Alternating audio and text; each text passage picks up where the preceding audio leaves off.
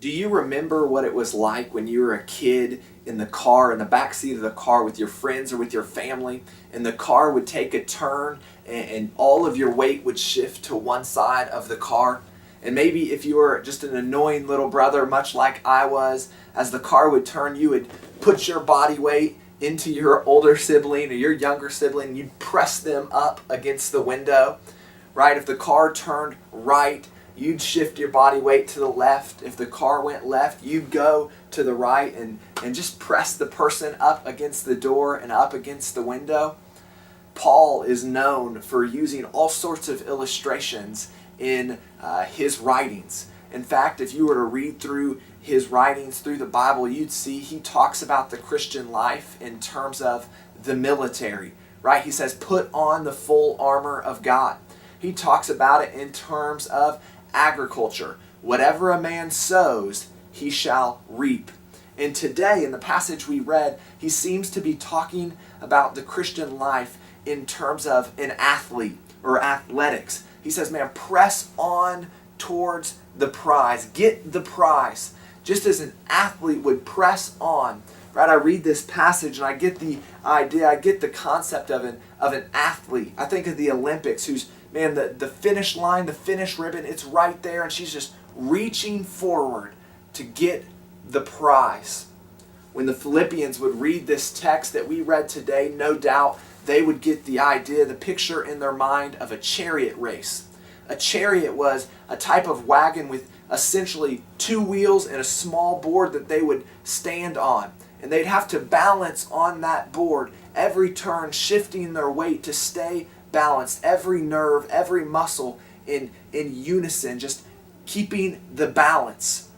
In the Christian life, you and I need to be pursuing our walks with Jesus Christ with the same balance, with the same strive for the goal, for the prize. And we see that in this text. Paul's extreme desire is to live a Christ and to know Christ fully. But he says, man, I'm not there yet, but I'm pressing on. I'm reaching out for it. It's my goal. It is my prize. He'll do whatever it takes to get there. Ever since the Damascus Road, when he had an encounter with God, that's what his life has been about. It turned him around. It changed his walk. And he is reaching out for that. And there's further progress to be made. But eventually, one day, he will receive the prize. What will it take for you and I to receive the prize? A famous Bible scholar notes that there are 5 things in this text that we can pick out if we want to receive the prize. Number 1, a dissatisfaction. Look what it says. It says, not as though I had already attained it. He's dissatisfied with his current position, with his current place. He hasn't attained it yet, so he is completely dissatisfied. He's going to get the prize. Number 2, it's a devotion.